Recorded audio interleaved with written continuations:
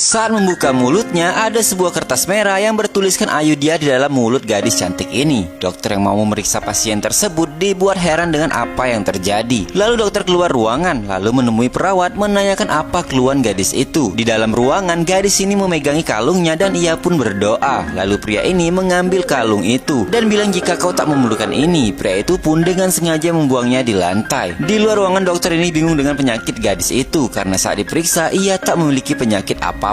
Pria yang bersama wanita ini ternyata adalah seorang penjahat. Ia mencoba memegangi mulut wanita ini dan menyuruhnya untuk membuka mulutnya. Saat membuka mulutnya, kertas yang bertuliskan Ayudhya itu sudah tak ada lagi di mulutnya. Kemudian dokter kembali datang. Pria ini berlagak seperti tak ada apa-apa. Lalu kemudian dokter kembali memeriksa mulut sang wanita dan tak menemukan apapun di sana. Wanita ini secara diam-diam mengambil pulpen dokter yang sedang memeriksanya ini. Lalu dokter itu meminta izin untuk keluar ruangan. Pria yang di belakang wanita ini menerima sebuah telepon. Ia pun lantas mengangkatnya. Kemudian wanita ini mengambil sebuah tisu. Ternyata pulpen yang ia curi tadi akan digunakannya untuk menulis sesuatu di tisu itu. Wanita itu dengan cepat menulis kata Ayudha yang kita ketahui jika itu berarti meminta pertolongan. Wanita ini lalu mengambil botol air mineral dan meminumnya. Saat dokter mendekat, ia dengan sengaja menyemburkannya kepada dokter itu. Lalu wanita itu memberikan tisu yang sudah ia tulis tadi. Dokter ini pun berterima kasih kepada dirinya, tapi sang dokter tak tahu maksud dari wanita tersebut. Wanita ini pun tak menyerah. Ia dengan upaya lainnya, wanita itu membuat sebuah kode meminta pertolongan dengan tangannya. Pada akhirnya dokter pun tersadar dan mengerti maksud wanita tersebut. Sang dokter lalu mencari alasan yang tepat untuk membantu wanita itu. Dokter berkata jika penyakit wanita ini cukup parah dan ia seharusnya diopname di rumah sakit. Tapi pria jahat itu tak percaya dengan sang dokter. Kenapa harus diopname? Dia tadinya hanya merasakan sakit di mulutnya saja. Sambil mengangkat bajunya sedikit, terlihat sebuah senjata api di pinggangnya. Seketika dokter ini pun menciut dan bilang wanita ini bisa dirawat di rumah saja. Dokter itu lalu keluar ruangan dan ia meminta bantuan wanita ini untuk menelpon polisi. Dokter lalu kembali ke ruangan dengan membawa kertas yang bertuliskan polisi akan datang membantumu. Tapi kertas itu diremas oleh pria jahat ini dan ia lalu membawa wanita tersebut keluar. Dokter mengejar mereka dan berkata wanita ini belum selesai diperiksa. Tapi pria ini memaksanya untuk masuk ke mobil. Saat akan pergi, ternyata ban mobil itu mengalami kebocoran. Lalu sang dokter bilang sambil menunggu tukang tampal ban datang, kalian bisa masuk dulu ke dalam. Masuklah mereka. Di sana pria jahat itu dipersilakan untuk duluan. Saat wanita ini akan masuk, ia ditahan oleh perawat. Ketika ada kesempatan, dokter itu mendorong pria jahat itu masuk ke dalam kamar mandi lalu menguncinya. Pria jahat ini meminta untuk membuka pintu atau pintu ia tembak. Saat pintu terbuka, ada seorang polisi yang menyambutnya. Pria ini pun akhirnya bisa dibeku oleh Pak Polisi dan film pun selesai. Nantikan review film selanjutnya. See you.